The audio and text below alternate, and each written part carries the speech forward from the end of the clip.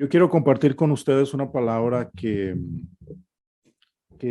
vengo meditando desde hace tiempo, no digamos desde hace varios meses, porque es como una pregunta que nosotros muchas veces nos hacemos cuando no entendemos las cosas que pasan a nuestro alrededor, cuando no entendemos qué es lo que Dios está haciendo. Estoy hablando con los que estamos aquí, que sabemos que Dios es real, que nos esmeramos un poco por buscar su presencia y a veces pasan cosas en nuestras vidas que no entendemos. Y a veces Dios hace cosas que para nuestra mente natural no tienen ningún sentido.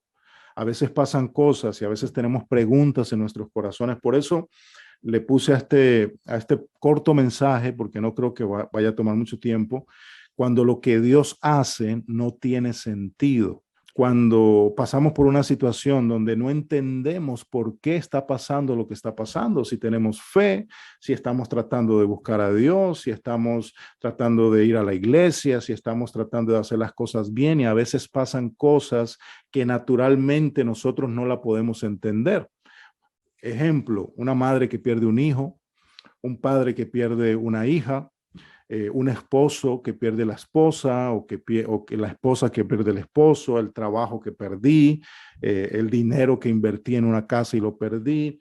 Y así podemos poner muchas cosas como ejemplo. Usted puede ponerle el encabezado que usted más o le convenga o que haya pasado por esa situación, pero constantemente nosotros los seres humanos estamos haciendo esa pregunta a Dios: pero ¿por qué permitiste esto? ¿Por qué se enfermó mi papá?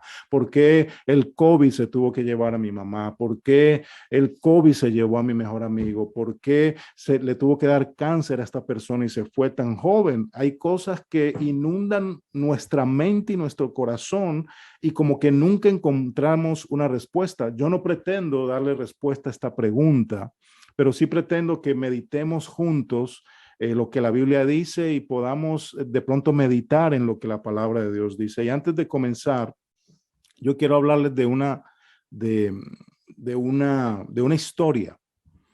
Eh, y la historia es de un hombre que era ¿cómo se dice lo que es? Un escalador de montañas, bueno, estas personas que escalan montañas y todo eso. Y este que escalaba las montañas era un hombre creyente, le creía en Dios. Y resulta que le cogió la noche escalando la montaña. Y ustedes saben que estos escaladores, ellos tienen implementos y tienen sogas y tienen muchas cosas para dormir colgados en la montaña. Yo no me imagino dormir colgado, pero ellos se acostumbran a eso. Pero entonces este hombre puso los clavos, los clavó en la roca, valga la redundancia, puso toda la soga, pero parece que uno de los clavos le quedó mal puesto. Y mientras él estaba poniendo uno de los clavos, se soltó la soga y él comenzó a caer, a caer, a caer, a caer, hasta que milagrosamente se sostuvo, porque ellos usan unos guantes, y se sostuvo y no cayó al vacío. Se desprendió mucho, mucho, pero no alcanzó a caer. Y él quedó y estaba totalmente oscuro. Estaba oscura, oscura la noche, no podía ver absolutamente nada, pero quedó colgando de la soga y comenzó a clamarle a Dios en ese momento difícil, como hacemos todos nosotros, ¿no? Cuando estamos pasando por situación difícil, eh, que recurrimos a Dios. Y este hombre, en medio de esa situación dura y difícil, comenzó a clamarle a Dios, comenzó a decirle: Señor, sálvame de esta. Comenzó a hacerle promesas a Dios, como hacemos muchos de nosotros: Señor, si tú haces esto, yo hago lo otro, como haciendo un pacto con Dios unilateral, porque a veces Dios no está de acuerdo. Pero este hombre comenzó a hablarle a Dios y él sintió la voz de Dios en su mente o en su corazón, y Dios le dijo: si tienes fe, suéltate. Wow. Si tienes fe, suéltate. Y el hombre comenzó a meditar y dijo: no, Señor, yo no me puedo soltar, porque si me suelto me voy a matar. Y Dios le dijo: si tienes fe, suéltate. Y el hombre le dijo: Señor, lo que tú dices no tiene ningún sentido, porque si yo me suelto me voy a matar, me voy a destrozar, voy a caer en contra de la roca y me voy a morir. Y Dios le dijo la última vez: si tienes fe, suéltate. El hombre no se soltó no le hizo caso a la voz de Dios. Y entonces cuando viene al otro día en la mañana, que vinieron los rescatistas, lo encontraron agarrado a la soga, frisado a menos de 1 metro del piso. Entonces, obviamente no es una reflexión, no es una historia real, es algo para meditar, pero nos pone a pensar muchas veces cuando Dios habla o cuando Dios da una palabra que para nosotros no tiene sentido, que para nosotros no sabemos qué es lo que Dios está haciendo y por qué Dios nos permite pasar por esa situación, simplemente tenemos que tener fe y decirle al Señor, Señor, yo sé que tú estás en control y aunque lo que yo vea no tenga sentido para mis ojos naturales, yo sé que tú estás obrando. Le voy a leer para empezar, lo que dice el libro de Romanos, capítulo 11, versículo 34. Dice el libro de Romanos 11:34, dice, porque ¿quién entendió la mente del Señor? En pregunta, ¿o quién fue su consejero? ¿O quién le dio a él primero para que le fuese recompensado? Porque de él y por él y para él son todas las cosas. A él sea la gloria por los siglos de los siglos. Amén. El apóstol Pablo está hablando y está diciendo, pero ¿quién puede entender la mente de Dios? ¿Quién puede darle consejo a Dios? ¿Quién fue primero que Dios? La Biblia dice que Dios es el alfa y la omega, el principio y el fin. Dios no tiene consejero. Dios toma las decisiones porque Él sabe que lo que Él permite que pase es lo mejor para mí o lo mejor para ti. A veces no tiene sentido, como decíamos anteriormente o como decía la reflexión. Este hombre no le hizo caso a la voz de Dios, murió por no confiar en la palabra de Dios. Entonces, la Biblia nos dice en este versículo que quién entiende la mente de Dios. En el libro de los Salmos dice, Señor, si yo cuento tus pensamientos o si me atrevo a contar tus pensamientos o tus palabras, se multiplican como la arena. ¿Por qué? Porque mi mente finita nunca va a entender los designios de Dios. En Primera de Corintios, para poner el fundamento y poder avanzar un poquito, Primera de Corintios capítulo 2, versículo 16 dice, porque ¿quién conoció la mente del Señor? ¿Quién le instruirá? Mas nosotros tenemos la mente de Cristo. El apóstol Pablo le está diciendo a la iglesia de Corintios, o le está haciendo una pregunta para aquellos que se creen sabios en esa iglesia, para aquellos que pensaban que lo sabían todo, para aquellos que pensaban que tenían a Dios tomado de un pie. Les dice, pero ustedes conocen la mente del Señor. ¿Quién instruirá al Señor? Y entonces después les dio la respuesta, les dice, ninguno de nosotros puede hacer eso, pero cuando estamos en Cristo, tenemos la mente de Cristo. Cuando estamos en el Señor, tenemos los pensamientos del Señor. O sea, nos inundamos con el pensamiento de Dios y entonces podemos entender no la mente de Dios, pero podríamos de pronto descansar en que Dios algo está haciendo. Yo no sé qué es lo que puedas estar pasando en esta noche. Yo no sé cuál es la situación difícil o probablemente no estés pasando ninguna situación difícil, pero lo que te puedo decir certeramente en esta noche, que en medio de esa situación Dios está trabajando. Constantemente nosotros los seres humanos pasamos por muchas situaciones difíciles y adversas y muchas cosas en la vida que nos ponen a pensar y nos ponemos a decir, Señor, pero lo que estoy pasando no tiene sentido. Estoy trabajando mucho y el dinero no me alcanza. Tengo problemas financieros. Si estoy dando a la gente, los que diezman, estoy dando el diezmo, los que ofrendan, estoy dando la ofrenda, estoy dando y estoy ayudando a gente. ¿Por qué sigo con problemas financieros? Como que no tiene sentido. ¿Por qué tengo quebrantos físicos? ¿Por qué tengo problemas familiares? Y como esa podemos tener 1001 preguntas, porque nosotros como seres humanos tendemos siempre a hacernos ese tipo de preguntas y a decirle, Señor, ¿por qué tengo que pasar esta situación? Ahora, La pregunta sería no por qué tengo que pasar esta situación, sino para qué estoy pasando esta situación. ¿Cuál es el propósito por el cual tú permites que yo pase esta situación? En el libro de Juan, anótelo por ahí, Juan 16:33, Jesús dijo unas palabras muy poderosas.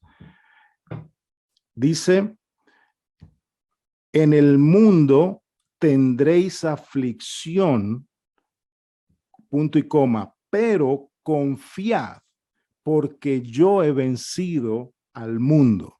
Esto lo dijo Jesús. ¿Por qué? Porque Jesús pasó por aflicción, porque Jesús, aún siendo Dios, aún siendo el Hijo de Dios, aún teniendo a su merced ángeles y potestades de ángeles, él nunca usó su lado de Dios para beneficiarse de todas esas cosas. Él vivió 100% como hombre. Y él está diciendo a sus discípulos, él está diciendo a nosotros los que creemos, que por el hecho de que busquemos de Dios o por el hecho de que oremos o por el hecho de que vamos a la iglesia o por el hecho de que tratemos de ser buenos, no nos exime a que pasemos momentos de aflicción. ¿Por qué? Porque estamos viviendo en un mundo de aflicción. Estamos viviendo en una tierra que está llena de pecado. Estamos viviendo en un mundo donde, y no me voy a meter por ese tema, donde la Biblia dice que el príncipe de este mundo está reinando en la tierra y el príncipe de este mundo es Satanás. Entonces, sería ilógico pensar que no voy a tener aflicciones en este mundo. Si Cristo la pasó, nosotros la vamos a pasar. Si Cristo pasó momentos difíciles, nosotros lo vamos a pasar. Pero ¿por qué Cristo, el Hijo de Dios, por qué Cristo, siendo Dios, tuvo que pasar momentos tan difíciles? Tuvo que pasar momentos de muerte, tuvo que pasar momentos de rechazo, tuvo que pasar momentos de aflicción. La Biblia dice que llegó un momento tan fuerte en la vida de nuestro Señor que sus vasos capilares se rompieron antes de llegar a la cruz, antes de ser apresado y crucificado. Dice la Biblia que tuvo una experiencia tan dura en el monte de Getsemaní, comenzó a orar a su padre. Escúcheme bien, estamos hablando de Jesús. Para los que muchas veces dicen, no, pero él era Dios, no, pero él era el Hijo de Dios, no, pero él era santo, sí, pero también era hombre y también sentía la aflicción y también sentía el dolor y también fue crucificado y fue muerto, aunque resucitó. Entonces, él decía esta palabra con mucha propiedad.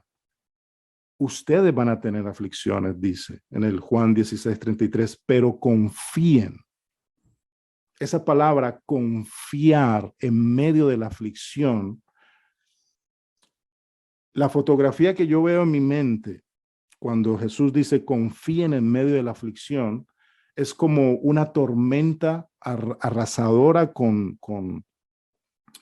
rayos, con vientos, con oleaje, con muchas cosas, y un pajarito posado en un árbol tranquilo, confiando en que nada va a pasar. Yo quiero decirte en esta noche, amado, amada, amigo, amiga que estás ahí, familia, no importa lo que esté pasando, si estás pasando por un momento de aflicción, confía, porque la aflicción no es para toda la vida. La prueba no es para siempre. El momento difícil, en mi país dicen, no sé si en tu país lo dicen, no hay ¿cómo dicen? No hay dolor que dure 100 años ni cuerpo que lo resista. O no hay mal que dure 100 años ni cuerpo que lo resista. Eso dicen en Colombia, me imagino que en tu país lo dicen también. Pues yo puedo decir, no hay aflicción que dure 1000 años o 100 años. ¿Por qué? Porque la aflicción es momentánea. ¿Por qué? Porque la prueba es momentánea. ¿Por qué? Porque el momento difícil es momentáneo. Ahora, confiemos en Dios cuando nuestra confianza está puesta en el Señor. El salmista decía, alzaré mis ojos a los montes, ¿de donde vendrá mi socorro? En pregunta, él dijo, no, mi socorro viene del Señor que hizo los cielos y la tierra. Tu socorro viene del cielo. Tu socorro viene del Señor. En el momento de aflicción, en el momento difícil, en el momento de prueba, en el momento de rechazo, en el momento de un quebranto físico, en el momento de problema financiero, en el momento de problemas familiares, mi confianza debe estar en Dios, porque nosotros los seres humanos, y nos pasa a todos, tendemos, cuando viene el momento difícil, siempre a buscar más de Dios. Entonces, yo les voy a dar algunos, no les voy a dar versículos bíblicos porque ya lo hemos hablado aquí anteriormente, pero yo les voy a hablar un poco de algunos ejemplos de lo que Dios hizo en ciertas personas, que cuando uno se pone a meditar se da cuenta que como que no tenía sentido lo que pasó. Abraham, el padre del pueblo de Israel. Abraham viene de una casa pagana. Dios en un momento determinado le habla a Abraham y le dice: sal de tu tierra y de tu parentela a una tierra que te voy a mostrar. Ahora, no se ve nada raro, pero imagínate, Jorge, que tú le digas a tu esposa Claudia: mi amor, Dios me habló. Dios me dijo que saliéramos de todo de esta casa, de este apartamento, que saliéramos de esta ciudad a una tierra que me va a mostrar, a una ciudad que me va a mostrar, a un estado que me va a mostrar. O sea, eso no tiene sentido. Dios me dice que me vaya de aquí, pero no me dice dónde me va a llevar. Eso no tiene sentido. Y a pesar de eso, Abraham no cuestionó a Dios, obedeció a Dios. Y Abraham en este tiempo es llamado el patriarca de todo el pueblo judío, y de la simiente de Abraham salen los judíos, de la simiente de los judíos sale nuestro Mesías. ¿Ok? Entonces, a veces lo que Dios dice no tiene sentido, a veces lo que Dios hace o permite no tiene sentido, algo grande de parte de Dios viene. Cuando hay una prueba muy difícil, cuando hay un momento determinante en nuestras vidas, mi esposa y yo, aunque sea duro y difícil, eso nos da un indicio de que algo grande Dios va a hacer. El problema es que muchas veces nosotros comenzamos a quejarnos y a decir: no, pero no hay plata, no, pero estoy enfermo, no, pero perdí el trabajo. Ok, está bien, o sea, a la carne le duele, pero no se va a resolver el problema con queja. No se va a resolver el problema diciendo cosas por mi boca. Eso no va a resolver ningún problema. Entonces, ¿cuál es el indicio que nosotros hemos identificado cuando viene un momento difícil de prueba, de aflicciones? Porque algo grande de parte de Dios viene para nuestras vidas. Algo grande de parte de Dios viene para tu vida. Algo grande de parte de Dios. ¿Ok? Hablamos de Abraham. Moisés. Amados, Moisés vivió como príncipe de Egipto. Vivió con todas las comodidades que una persona puede anhelar. Después asesina a una persona y se va escapando para el desierto. Dura 40 años en el desierto. Y después de 40 años, Dios le habla y le dice: yo quiero que saques a mi pueblo de una esclavitud que venía por 400 años. Ahora, la pregunta es: ¿Moisés tenía que pasar todo eso? ¿Tenía que vivir 40 años en un desierto? ¿Se le olvidó hablar? ¿Se le olvidó todo lo que aprendió en Egipto? Dejó a Egipto enterrado en el desierto y se volvió un hombre totalmente normal y natural. Pero Dios le dice: tú vas a liberar a mi pueblo. Y entonces Moisés comenzó a darle excusas: Señor, pero yo no inicié a hablar. Yo soy tartamudo. Y Dios le dijo: ¿quién le hizo o quién le dio la lengua al hombre? Y todas las excusas que Moisés le sacó a Dios, Dios siempre la respondió de una manera súper sabia, tan sabia que Moisés tuvo que decir: ok, Señor, está bien, me rindo, voy a ir. Y Dios le dijo: dile al faraón que yo soy te envía. un hombre que no tenía ninguna influencia, pero sí tenía al Dios de toda la influencia, tenía al Dios al Dios de todo el poder. Cuando Dios está con nosotros, mis amados, cosas grandes acontecen en nuestras vidas. Por eso no nos cansemos de buscar a Dios. Por eso no nos cansemos de confiar en el Señor. Moisés, después de estar 40 años en el desierto, tuvo la habilidad, el poder, la obediencia de sacar a un pueblo que estuvo por más de 400 años preso por Egipto. Un hombre que le creyó a Dios, con dificultades, con dudas, con errores, con muchas cosas, pero Dios lo utilizó para algo grande. Noé, mis amados, hemos hablado de Noé aquí, mami, ¿cierto? Noé construyó un arca. Dios le habla a Noé y le dice, Noé, construye un arca porque va a haber un diluvio. Ahora, dice la Biblia que en ese tiempo no llovía, sino que salía un vapor de la tierra que regaba las plantas. Y Dios le dice a Noé, bueno, te voy a dar los planos para que hagas un barco gigante, te voy a dar los planos exactos para que tú construyas un arca. Y Noé, mis amados, no cuestionó a Dios, mientras que los otros que estaban afuera, los que lo rodeaban, comenzaron a burlarse de él y por 120 años se burlaron de Noé, le dijeron, tú estás loco, Noé, lo que tú estás haciendo no tiene sentido, tú estás diciendo que va a haber un diluvio, nunca antes ha llovido en la tierra. Y él le seguía diciendo, sí, va a venir un diluvio, escuchen la palabra. Y lo que no tenía sentido para nadie, lo que era imposible de acontecer, aconteció, pero un hombre le creyó a Dios. Y aunque parecía loco, parecía sin sentido, parecía que Dios estaba hablando cosas que no tenían sentido, pues aconteció y Noé salvó su vida y la de 8 personas y salvó una generación. José, mi esposa habló de José, encarcelado injustamente. Un muchacho sano, un muchacho entregado a Dios, un muchacho lleno de Dios, un muchacho humilde o se hizo humilde estando en la cárcel y fue encarcelado por ser una persona íntegra, porque no quiso acostarse con la esposa de su jefe.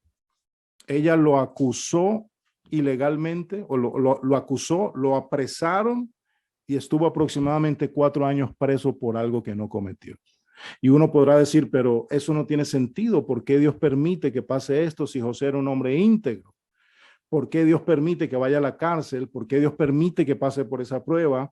¿Por qué Dios permite que pase por esa aflicción? ¿Por qué, si es un hombre de Dios, si es un hombre que le cree a Dios, por qué tuvo que estar encarcelado por algo que no cometió? Bueno, dentro de la cárcel dice la Biblia que Dios se manifestaba con José y todo lo que José tocaba prosperaba. Dios estaba con José y en medio de su aflicción, en medio de su encarcelamiento, en medio de ese dolor de estar preso por algo que no cometió, Dios formó su carácter, porque los tiempos difíciles, mis amados, crean carácter fuerte. Tiempos difíciles crean mentes fuertes. Tiempos difíciles crean corazones sensibles a Dios. Tengo muchos ejemplos más, pero voy a avanzar. Job lo pierde todo inexplicablemente. Juan el Bautista fue decapitado siendo uno de los hombres más sanos de ese tiempo. Y porque a una muchacha le dio la gana de decirle al rey, en mi cumpleaños yo quiero la cabeza de Juan, uno de los profetas más grandes que ha pasado por la tierra, y fue decapitado. Jesús fue crucificado por los pecados que él no cometió. Eso no tiene sentido. Pero murió por nosotros, por nuestros pecados y por las cosas que nosotros cometimos para nosotros poder tener salvación. Romanos 8:18 dice, el apóstol Pablo le habla a la iglesia de los romanos, a la iglesia de Roma y le dice, pues tengo por cierto que las aflicciones de este tiempo presente, no son comparables con la gloria venidera que en nosotros ha de manifestarse. El apóstol Pablo le está diciendo a la iglesia, y eso yo lo tomo para mí, yo espero que lo tomes para ti. Este momento de aflicción, de pronto el momento que estás pasando presente, no se va a comparar con la gloria que va a venir para nuestras vidas. No se va a comparar con la bendición que va a venir para tu vida. No se va a comparar con todo lo bueno que Dios tiene para nuestras vidas. Amados, y yo no soy de las personas que predico que si tú te conviertes al Señor o si tú te conviertes y comienzas a buscar de Dios, todo va a salir bien. No. Hay gente que predica, ok, busca de Dios, te vas a volver rico, busca de Dios, los problemas se van a ir, busca de Dios, acércate a Cristo, ya todo va a ser un camino lleno de rosas. No, Señor, eso es mentira. Las aflicciones van a estar, pero no voy a estar solo. En medio de la aflicción voy a conocer a Dios. En medio del dolor voy a conocer a Dios, como los jóvenes hebreos que hablamos hace unos meses atrás. En medio del horno de fuego, en medio de la prueba más dura, una prueba de muerte, se les apareció Dios y ni siquiera olían a quemado cuando salieron del horno. O sea, ellos no fueron librados de la aflicción, ellos no fueron librados de la prueba, ellos fueron librados en la prueba. Y en la prueba conocieron de Dios. En la aflicción, en el momento duro, tuvieron un carácter fuerte porque su carácter había sido formado en la aflicción y no volvieron atrás. No se intimidaron, confiaron en Dios y Dios los rescató. Y ellos dijeron, y aunque Dios nos rescate del fuego, no nos vamos a postrar delante de ese Dios pagano. Y Dios los defendió y Dios los sanó y tuvieron la experiencia más grande de toda su vida, que cambió su vida y su generación.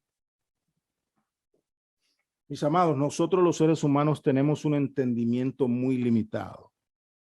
Y entonces tendemos a asumir o a interpretar conforme a nuestro criterio. Ok, si me está pasando esto es porque hice esto malo. Si estoy en esta situación es por esto. Si Dios permitió esto es porque no me quiere. Si Dios permitió que me pasara esto es porque Dios está bravo conmigo. Dios no me ama por lo que yo hago, mis amados. Tenemos que cambiar el chip de nuestra mente cuando pensamos que si somos buenos, Dios nos ama más. Dios me ama porque soy su hijo. Dios me ama no por lo que hago, sino por lo que soy. Ahora, Dios quiere que haga las cosas bien, pero Él sabe que me voy a equivocar y de hecho me he equivocado muchísimas veces. He tomado muchas malas decisiones, pero en medio de esas equivocaciones, en medio de mis debilidades, en medio de muchos errores, Dios ha sido fiel y ha sido bueno con nosotros y con todos nosotros. Hay un versículo que leyéndolo hoy me impactó. ¿Por qué me impactó? Porque yo lo había leído anteriormente, pero esta traducción es muy fuerte. Dice, el libro de Eclesiastés, anótelo por ahí, el libro de Eclesiastés capítulo 11, versículo 5, lo voy a leer de la versión PDT. Mire lo que dice. Así como no sabes cómo entra el espíritu, y este espíritu es con E pequeña, en una criatura que está en el vientre de su mamá, así tampoco sabes lo que hace Dios, creador de todo. Voy a repetirlo. Así como no sabes cómo entra el espíritu en una criatura que está en el vientre de su mamá, así tampoco sabes lo que hace Dios, creador de todo. Así como nosotros no entendemos cómo Dios crea a ese niño en el vientre de la madre, así como los médicos no saben cómo, los médicos en este tiempo, con el avance que tenemos, ellos no entienden cómo se forman los huesos de un niño. Los médicos o los científicos, la gente que es experta en eso, no entienden cómo se forman las arterias y las venas. Yo escuché a un doctor que dijo que de una persona, si le sacaran todas las arterias y todas las venas y las pusieran todas juntas, le podría dar la vuelta a toda la tierra.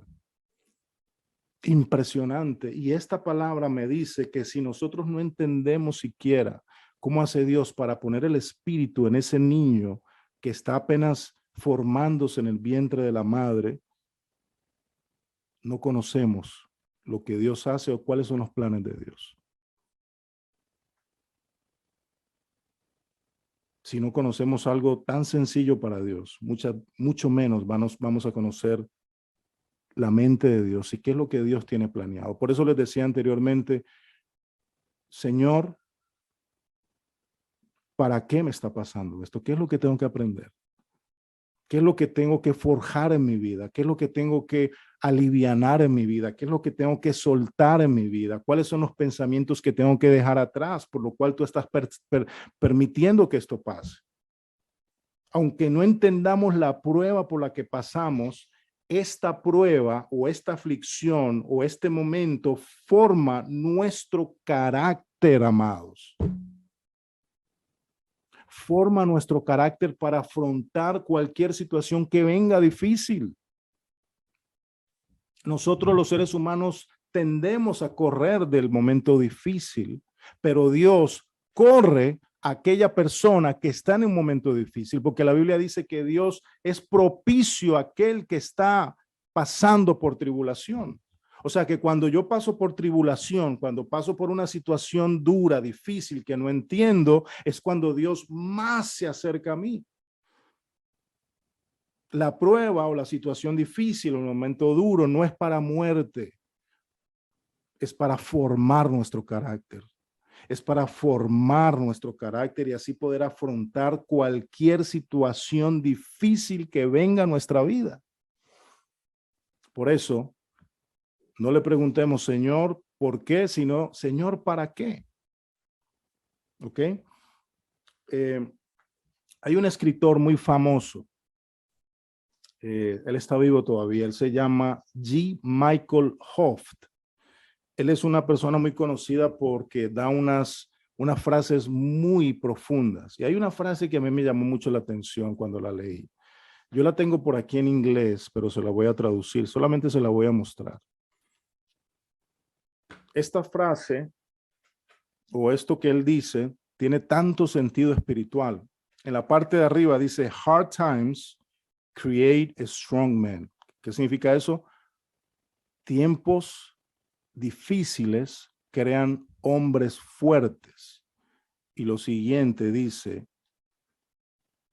strong men create good times. ¿Qué significa eso? Hombres fuertes crean tiempos buenos.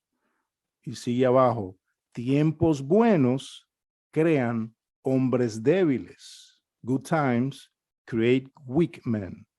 Y después, weak men o hombres débiles crean tiempos difíciles. Se lo voy a leer de corrido. Yo lo traduje al español. Dice, los tiempos difíciles crean hombres fuertes. Por eso le estaba hablando del carácter. Los hombres fuertes crean tiempos fáciles. ¿Ok? Los tiempos fáciles crean hombres débiles.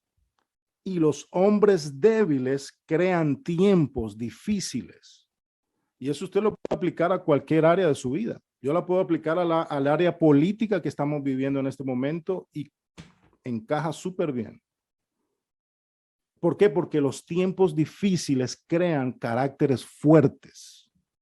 Los tiempos duros crean carácter duro, fuerte, fortalecido en Dios, porque cuando paso el momento de prueba es cuando Dios más se acerca a mí, o es cuando yo más estoy sensible a Dios, o es cuando yo más quiero buscar de Dios, es cuando me quiero refugiar en Dios, es cuando nadie me puede dar una respuesta, ni mi esposa que está al lado mío, ni mis hijos, ni mi mamá, ni mi papá. Entonces Dios tiene la respuesta.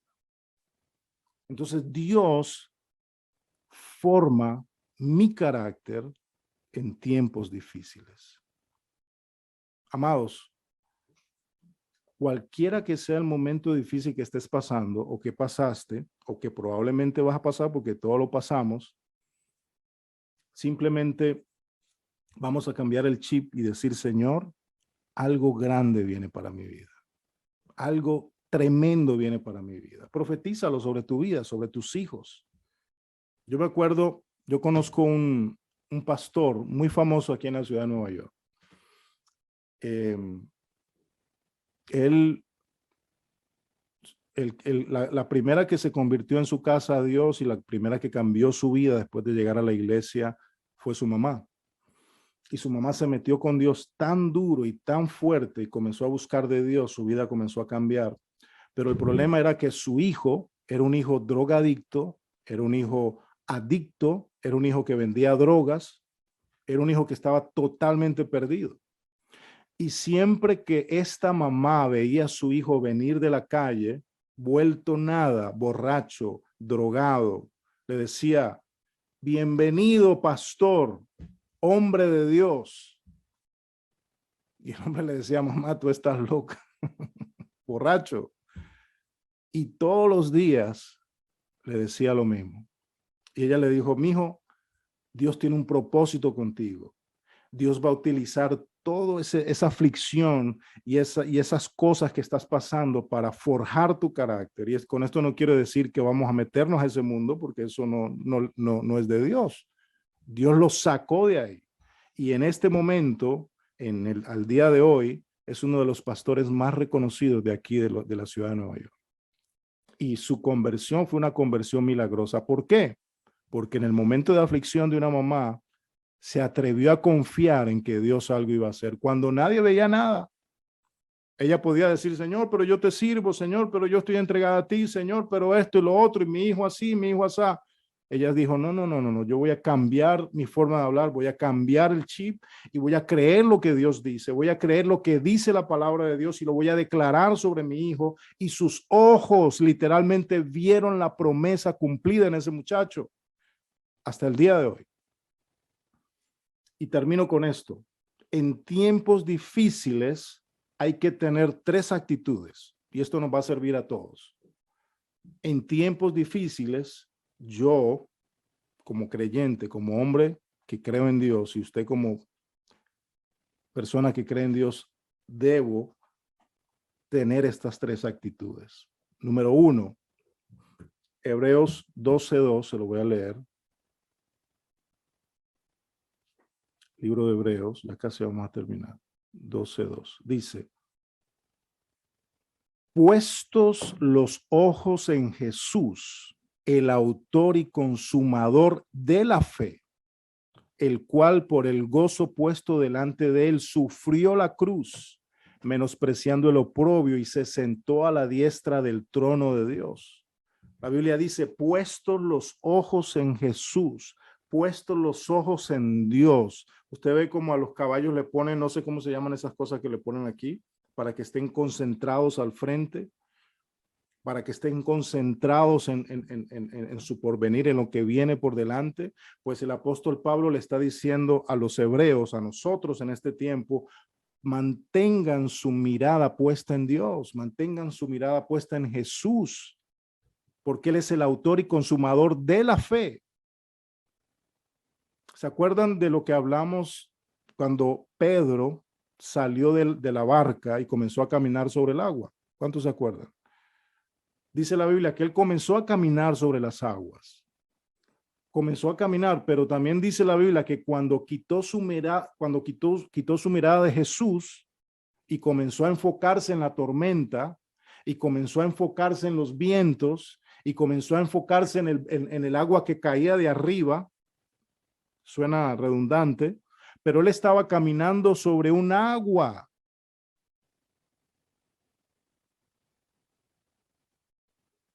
Y quitó la mirada de Jesús. Él estaba caminando sobre agua, amados, y puso su mirada en el agua, en el problema que tenía alrededor, y se hundió.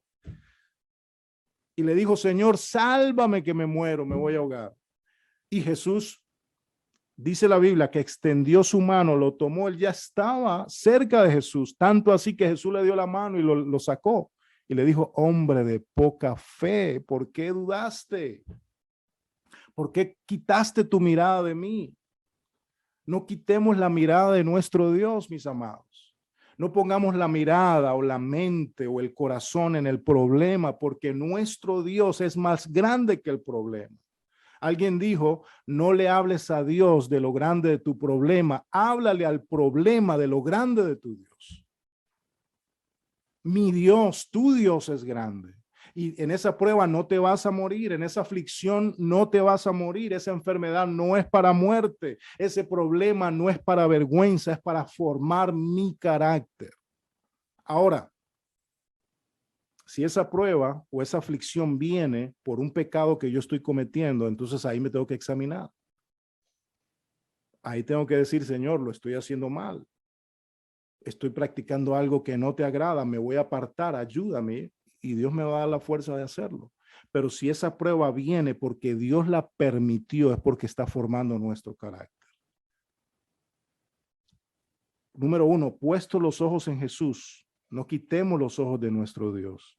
Mantengámonos haciendo estas cosas, buscando de Dios, acercándonos a Dios, orando en la casa, orando con la familia, buscando la palabra de Dios, llenándonos de la palabra de Dios. Número dos, Mateo 16:23. Mateo, libro de Mateo 16:23. Mire cómo hablaba Jesús.